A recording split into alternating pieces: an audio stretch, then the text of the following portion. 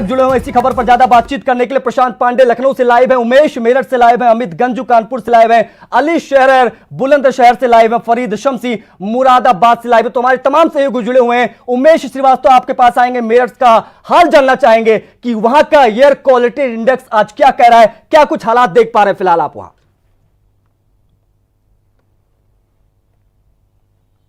पश्चिमी उत्तर प्रदेश में भी प्रदूषण का कहर है। मेरठ, बागपत, गाजियाबाद, नोएडा, हापुड़, शामली सबसे ज्यादा प्रभावित है। मेरठ का जो एयर क्वालिटी इंडेक्स आज रिकॉर्ड किया गया है वो तकरीबन 309 के आसपास है, जबकि गाजियाबाद का जो एयर क्वालिटी इंडेक्स है वो नियर अबाउट 480 के आसपास है। नोएडा का जो एयर क्वालिटी इंडेक्स है वो भी 470, 475 के आसपास है।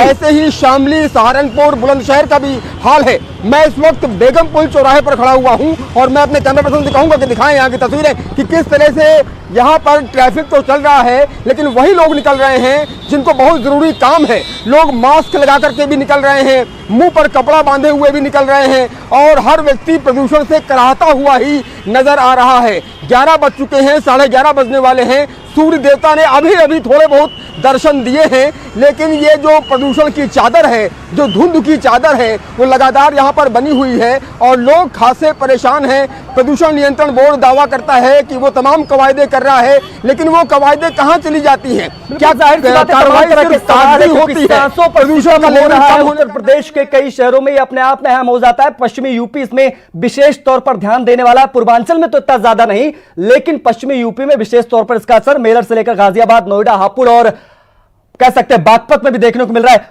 उमेश आप बने रहे हमारे साथ, लखनऊ चलते हैं। प्रशांत पांडे लखनऊ से हमारे साथ लाइव जुड़े हुए। प्रशांत, तमाम कोशिशें की गई, तमाम दावे किए गए, कहा गया कि एयर क्वालिटी इंडेक्स कम हो जाएगा, लेकिन बात अगर वहीं की करें जहां आप खड़े हैं, तो वहां यानी लखनऊ का एयर क्वालिटी इंडेक्स आज क्या कह रहा है?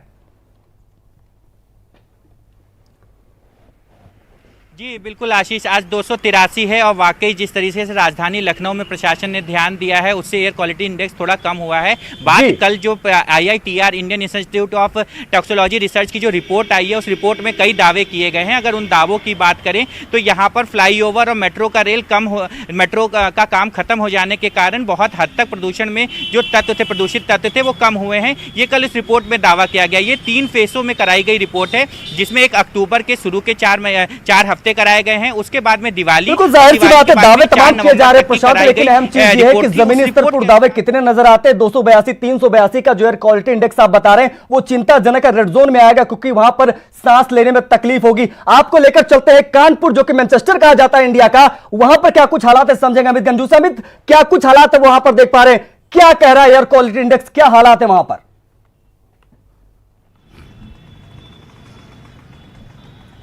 देखिए, मैं आपको बताना चाहूंगा, निश्चित तौर पर कागजों में प्रदूषण को रोकने के लिए अधिकारियों ने एक बड़ी वर्कशॉप की है, मगर वास्तविकता यह है कि अभी ठीक मेरे सामने आप देखिए किस तरह छिड़काव किया जा रहा है, क्योंकि आज ये 400 के करीब हो चुका है और सड़क पर ही पानी छिड़का जा रहा है, क्योंकि जिस प्रकार से लेयर बढ़ती जा रही है, सांस लेने में तकलीफ हो रही है।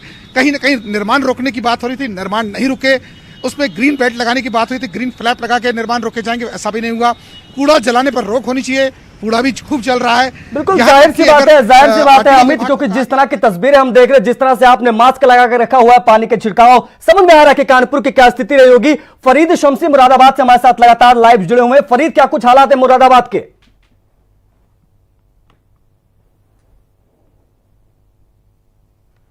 मुरादाबाद में एयर क्वालिटी इंडेक्स लगातार बढ़ता जा रहा है, पोल्यूशन का जो स्तर है बढ़ता जा रहा है। एनजीटी के सख्त आदेश के बाद भी जिला प्रशासन और प्रदूषण विभाग मुरादाबाद में हो रहे वायु प्रदूषण को जो बढ़ाने वाली भट्टियां हैं और जो इंडस्ट्री है उन पर रोक लगाने में नाकामयाब है। मुरादाबाद में जिस तरह से वायु प्रदूषण बढ़ता जा रहा है उससे लोगों को काफी समस्याओं का सामना करना पड़ रहा है। जाहिर सी बात है फरीद, क्योंकि ये अपने आप में अहम हो जाता है कि तमाम तरह की रोक लगाई जाती है, लेकिन लोग नहीं मानते।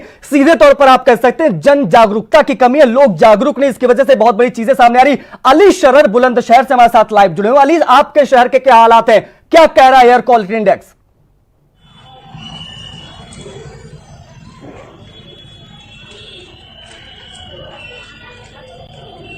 देखिए, बुलंदशहर में आसमान में छाई धुंध की चादर ने लोगों के सांसों में जहर घोल रखा है। यहाँ बेहद लोग परेशान हैं।